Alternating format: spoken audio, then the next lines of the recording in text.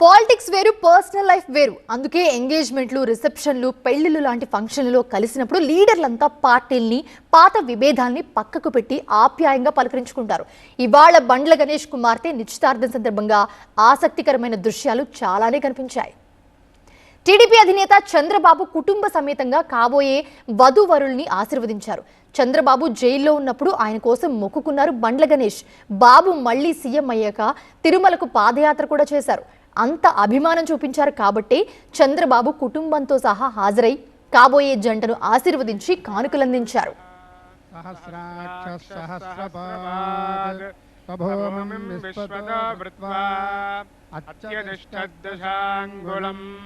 పురుష ఏవేదకం సర్వం యద్భూతం యచ్చ భవ్యం ఉతామృతత్వస్యేషానః యదన్నేనాతి. ఇదే ఫంక్షన్కి వచ్చిన బీఆర్ఎస్ నేత మాజీ మంత్రి ఎర్రబెల్లి దయాకర్ రావు కూడా చంద్రబాబుతో ఆప్యాయంగా మాట్లాడారు. ఒకప్పుడు తెలుగుదేశంలో కీలకంగా ఉన్న ఎర్రబెల్లి తర్వాత బీఆర్ఎస్లో చేరిన ఇవాళ ఫంక్షన్లో ఎదురుపడ్డప్పుడు చిరునవ్వుతోనే పలకరించుకున్నారు ఒకరినొకరు.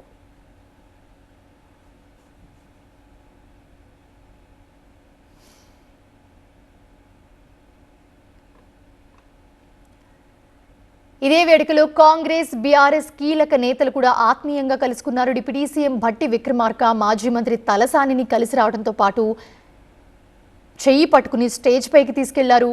మంత్రులు శ్రీధర్ బాబు, అడ్లూరితో కలిసి కాబోయే వధూవరులు ఇద్దరిని కూడా ఆశీర్వదించారు.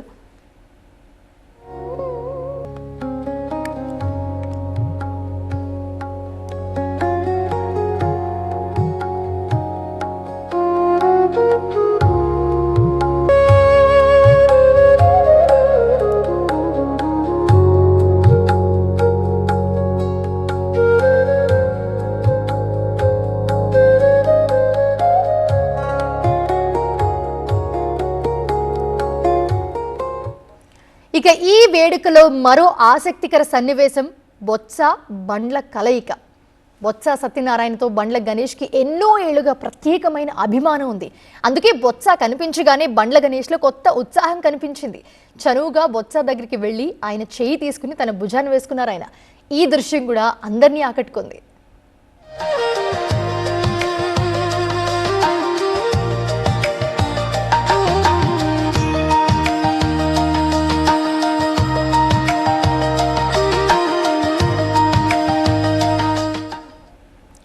బండ్ల గణేష్ కుమార్తె జననికి పశ్చిమ గోదావరి జిల్లాకు చెందిన సూర్యతేజతో వివాహం ఫిక్స్ అయింది. ఈ కార్యక్రమానికి తెలుగు రాష్ట్రాలకు చెందిన సినీ, రాజకీయ ప్రముఖులంతా కూడా అటెండ్ అయ్యారు. ఉపరాష్ట్రపతి వెంకయ్య నాయుడు, చిరంజీవి, మరికొంతమంది ప్రముఖ రాజకీయ నాయకులు అందరూ కూడా ఈ నిశ్చితార్థానికి అటెండ్ అయ్యారు.